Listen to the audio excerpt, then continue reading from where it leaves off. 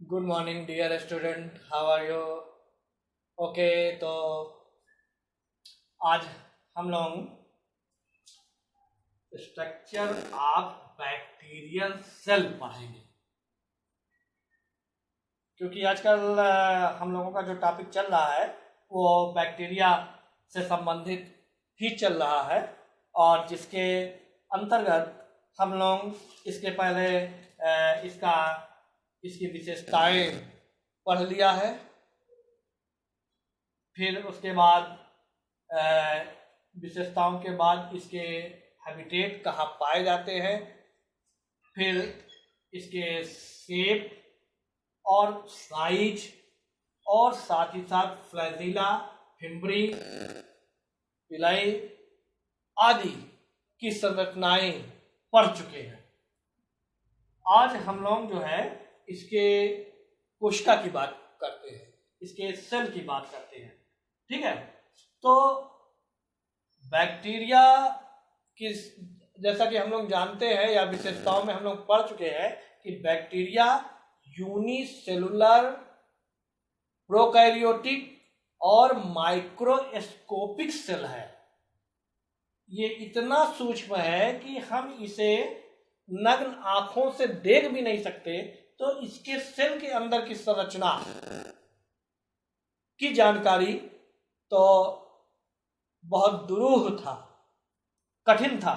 लेकिन वर्तमान समय में इलेक्ट्रॉन माइक्रोस्कोप या कंट्रास्ट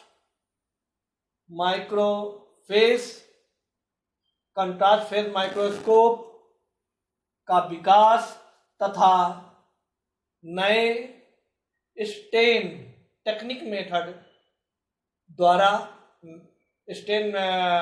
द्वारा नहीं,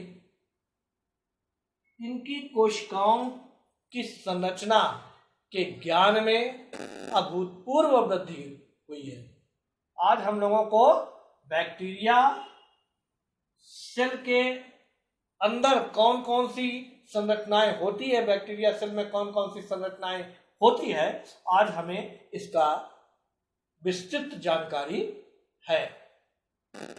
तो अब तक जो बैक्टीरिया सेल की संरचनाओं से हम लोग अवगत हो गए हैं, उनमें ये बैक्टीरिया सेल के पार्ट यहाँ पे दिया गया है, और साथ ही साथ यहाँ एक बैक्टीरिया का चित्र भी मैं आपके सामने प्रस्तुत कर रहा हूँ।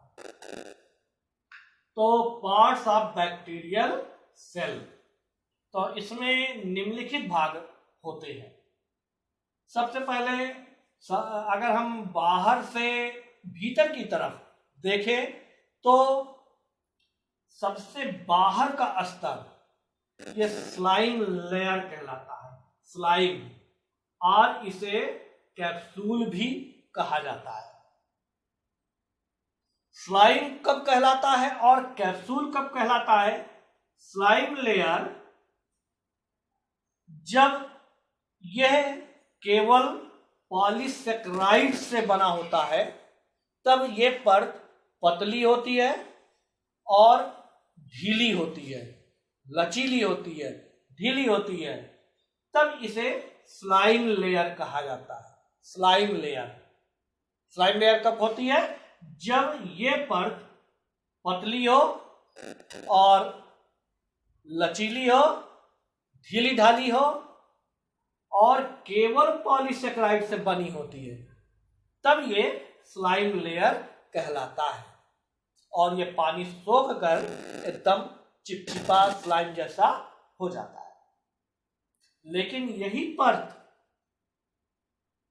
जब पॉलीसेकेराइड के साथ साथ पॉलीपेप्टाइड्स भी होता है इस लेयर में, तब ये लेयर काफी कठोर, सख्त तथा मोटी हो जाती है, और उस स्तर पर इस लेयर को कैप्सूल कहा जाता है। कैप्सूल, ठीक है, जिनमें ये परत पाई जाती है उस जीवाणु को कैप्सुलेटेड कहा जाता है, और जिनमें ये परत नहीं पाई जाती उसे नॉन कैप्सुलेटेड बैक्टीरिया कहा जाता है। कैप्सुलेटेड बैक्टीरिया रोगजनक होते हैं।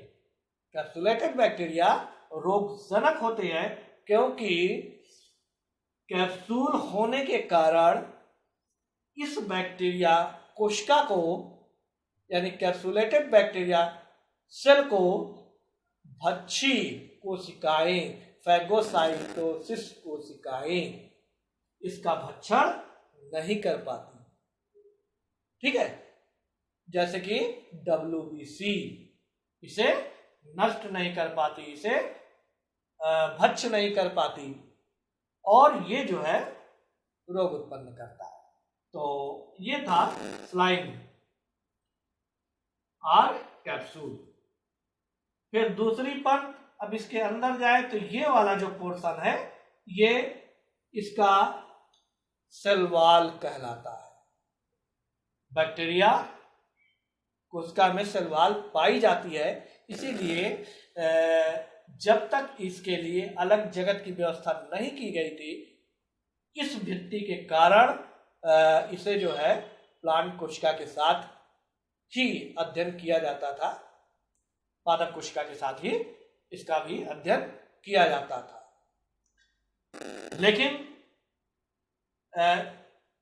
कोशिका भित्ति की जो रासायनिक संरचना है वो काफी भिन्न है सामान्य पादप कोशिकाओं से, और साथ ही साथ कोशिका के अंदर भी बहुत सी संरचनाएं सामान्य यूकैरियोटिक कोशिकाओं से भिन्न होती है।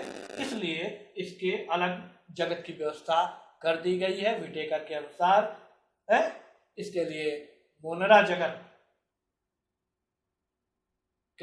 की स्थापना की गई है जिसमें इनका अध्ययन अलग से किया जाता है। फिर ये जो है सेल वॉल म्यूरिन का अथवा म्यूकोपेप्टाइड का अथवा पेप्टिडोग्लाइकन्स के बने होते हैं इसका, जबकि जो सामान्य कोशिका की पादप कोशिका की बात हम करते हैं तो वो उसे हम सेलुलोज का बना हुआ बताते हैं। और ये किस केमिकल पदार्थ का बना होता है? म्यूरिन का बना होता है, या म्यूकोपेप्टाइड का बना होता है, या पेप्टिडोग्लाइकन के बने होते हैं। इसके बाद अब अंदर की बात करें तो ये प्लाज्मा लीमा है या प्लाज्मा मेम्ब्रेन है जो चारों तरफ से प्लाज्मा को घेरे रहता है, और ये सामान्य प्लाज्मा लीमा की भांति लिपोप्रोटीन का बना है। ये लिपोप्रोटीन का बना है। इसलिए प्लाज्मा मेम्ब्रेन के ही फोल्डिंग से बनी एक और संरचना यहां पर देखो दिखाया गया है, मीजोसोम। तो अगली संरचना इसमें मीजोसोम बताया गया है जो इसी प्लाज्मा लीमा के फोल्डिंग से बनता है। और फिर इस प्लाज्मा लीमा से घिरे हुए संपूर्ण भाग को साइटोप्लाज्म कहा जाता है। यहाँ पे देखो ये दिखाया गया है, तो ये सारी के सारे भाग साइटोप्लाज्म होता है। ठीक है, और इस साइटोप्लाज्म में भी निम्नलिखित संरचनाएं पाई जाती है जो हम यहाँ पे आपको दिखा रहे हैं। पहला राइबोसोम, फिर आरएनए, इनमें देखिए एमआरएनए दिखाया गया है, फ्री आरएनए के अणु भी इसमें पाए जाते हैं। फिर इसके बाद ये क्षेत्र जिसमें डीएनए पाया जाता है न्यूक्लियोइड क्षेत्र कहलाता है, न्यूक्लियोइड भाग कहलाता है। और ये जो क्वाइल्ड धागे जैसे फोल्डिंग संरचना है वो डीएनए है जो इसका आनुवंशिक पदार्थ होता है, ये पाया जा रहा है। फिर प्लाज्मिड, तो इसमें आपको प्लाज्मिड भी दिखाई पड़ेगा जो एक वृत्ताकार, इसके अलावा ये पदार्थ पाया जाता है।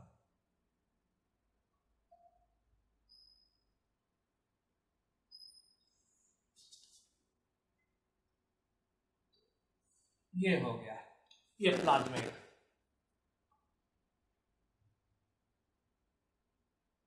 जो इस पदार्थ के अलावा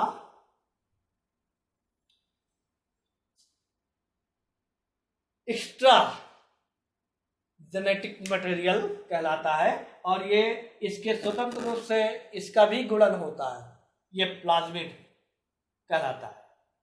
प्लाज्मिड के अलावा ऐसी ही संरचना होती है जो कभी इससे जुड़ा होता है, उसको एपिसोम कहते हैं, एपिसोम, और क्रोमैटोफोर, क्रोमैटोफोर जो प्रकाश संश्लेषी जीवाणुओं में पाया जाता है और प्रकाश संश्लेषण की क्रिया भी करते हैं।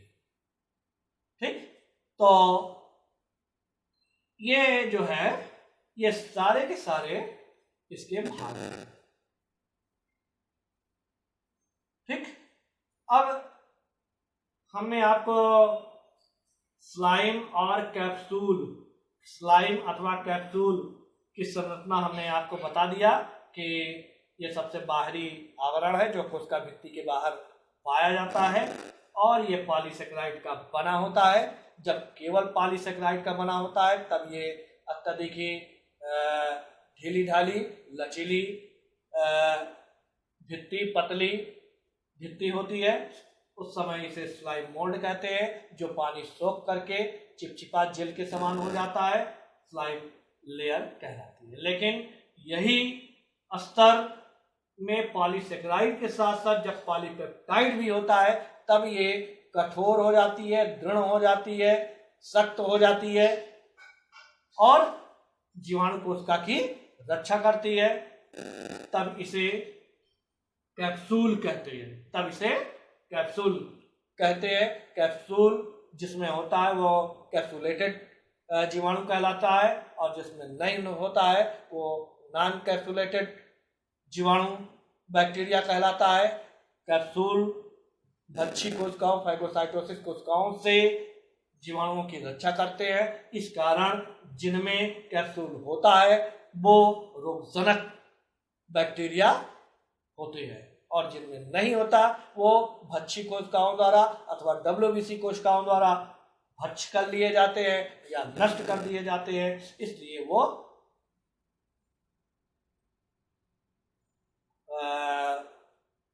जो है रोग उत्पन्न नहीं कर सकते।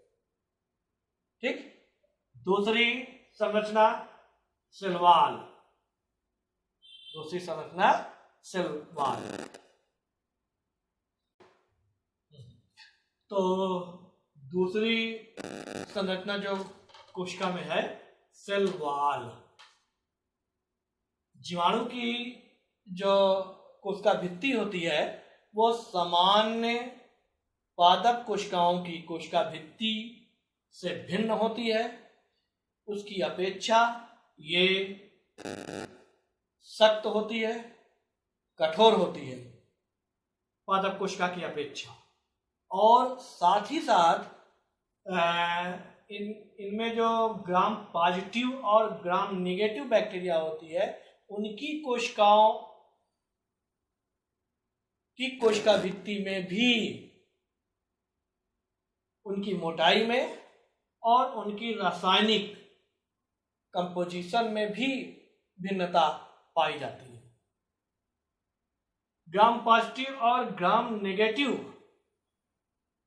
जो कोशिका है, बैक्टीरिया कोशिका की कोशिका भित्ति है, उनमें ये निम्नलिखित अंतर पाया जाता है।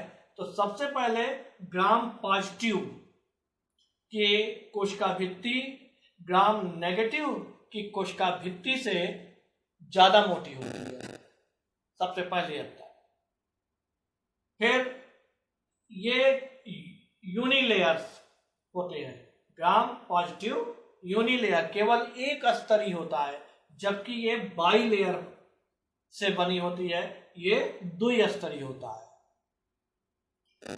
इनमें पेप्टिडोग्लाइकन्स या म्यूरिन 70 से 80% पाया जाता, माने कुल मिलाकर के इसका जो कोशिका भित्ति होती है वो मुख्य रूप से पेप्टिडोग्लाइकान या म्यूरिन का ही बना होता है, जो 70 से 80% तक होता है। जबकि ग्राम नेगेटिव का जो पेप्टिडोग्लाइकान अथवा म्यूरिन है वो 10 से 15% ही होता है इसकी कोशिका भित्ति में। ठीक है। और अब अगर हम इसकी थिकनेस की बात करें तो thickness of the wall gram positive का 20 से 25 नैनोमीटर थिक हो सकती है, जबकि ग्राम नेगेटिव का की सेल वॉल की थिकनेस की बात करें तो ये 10 से 15 नैनोमीटर ही हो सकता है। और इसके बाद DAP डाई एमिनो पिमेलिक एसिड, जो उसका भित्ति के संरचना में एक रासायनिक पदार्थ होता है, ये ग्राम पॉजिटिव में नहीं पाया जाता, नो प्रेजेंट, ये इसमें नहीं पाया जाता, जबकि इसमें प्रेजेंट होता है। डाई एमिनो पिमेलिक एसिड इसकी भित्तियों में पाया जाता है। फिर इसके आउटर साइड की बात करें, भित्ति के आउटर माने बाहर की तरफ की बात हम करें तो ग्राम पॉजिटिव की कोशिका भित्ति में टिकोइक एसिड पाया जाता है, जबकि ग्राम नेगेटिव में no presence of teichoic acid इसमें नहीं पाया जाता। और दूसरे रासायनिक पदार्थ जो इनमें पाए जाते हैं, इनमें सम अमाउंट ऑफ पॉलीसेक्राइड्स और लिपोपॉलीसेक्राइड्स पाए जाते हैं, माने ग्राम पॉजिटिव में की कोशिका भित्ति में कुछ मात्रा में, बहुत ज्यादा नहीं, कुछ मात्रा में सम अमाउंट ऑफ पॉलीसेक्राइड्स और लिपोपॉलीसेक्राइड्स पाया जा सकता है, लेकिन इनमें 3% फॉस्फोलिपिड्स पाया जाता है, 15% प्रोटीन्स की मात्रा होती है और 50% तक लिपोप्रोटीन्स पाए जाते हैं। सॉरी, ये लिपोप्रोटीन्स नहीं है, ये लिपोपॉलीसेक्राइड्स पाए जाते हैं। ठीक, तो ये भित्ति है। अब इसकी जो है हम केमिकल संरचना की बात करते हैं, ये सब केमिकल पाए जाते हैं, लेकिन ये भित्ति में किस प्रकार से व्यवस्थित रहता है, और हम लोग जो है मुख्य रूप से ग्राम नेगेटिव की बात करेंगे। ठीक है, या ग्राम पॉजिटिव की बात। तो अब इसकी माने सेल वॉल की केमिकल कंपोजिशंस, तो यहाँ पर जो है हम लोग जो है ग्राम पॉजिटिव की सेल वॉल की केमिकल संरचना देख रहे हैं। तो इसमें यहाँ पर हमने चित्र भी दे दिया है। ये पूरा का पूरा जो सेल वॉल होता है ग्राम पॉजिटिव जीवाणु की, इसमें म्यूरिन या पेप्टिडोग्लाइकेंस या म्यूकोपेप्टाइड नामक रासायनिक पदार्थ होता है।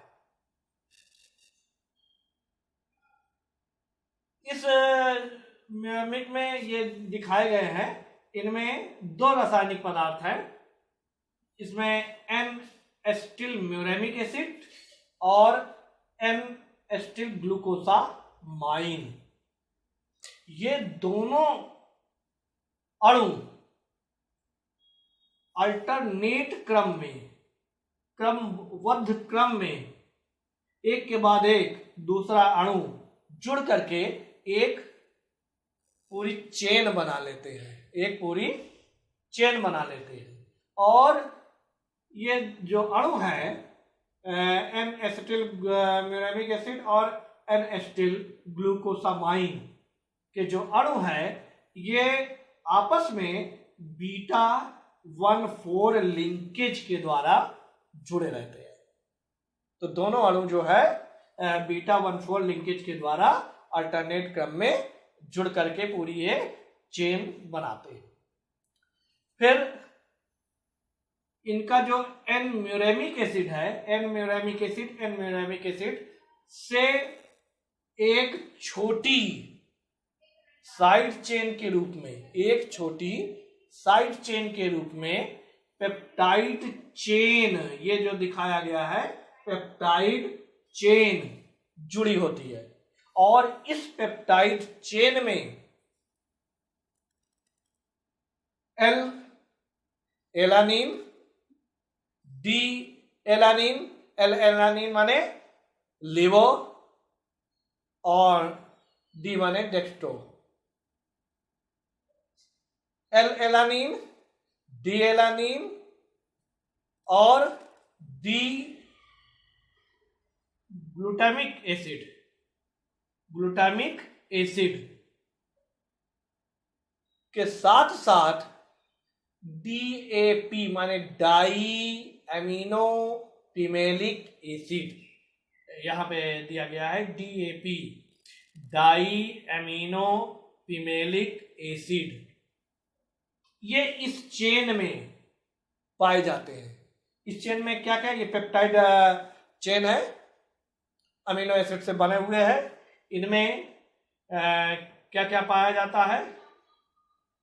इस चेन में alanine, D alanine, D glutamic acid और DAP माने डाई एमिनो पिमेलिक एसिड, ये इसके अणु आपस में जुड़ करके ये पेप्टाइड चेन बनाते हैं। अब ये जो मुख्य दो चेन है, साइड के दो चेन है, ये चेन इन साइड चेन के द्वारा, इन साइड पेप्टाइड चेन के द्वारा एक अन्य पेप्टाइड चेन जिसको पेंटाग्लाइसिन चेन कहते हैं, एक अन्य चेन पेंटाग्लाइसिन के द्वारा जुड़ करके, माने ये पेंटाग्लाइसिन एक ब्रिज का कार्य करती है, जो इधर की पेप्टाइड चेन को इधर की पेप्टाइड चेन को जोड़ करके इस चेन को जोड़ने का कार्य करते हैं, ब्रिज का कार्य करते हैं। इस तरह से ग्राम पॉजिटिव में रासायनिक अणु इस तरह से जुड़ करके सेल वॉल बनाते हैं। तो ये हो गया सेल वॉल के रासायनिक कंपोजिशन। अब हम इसके बाद जो है दूसरी संरचना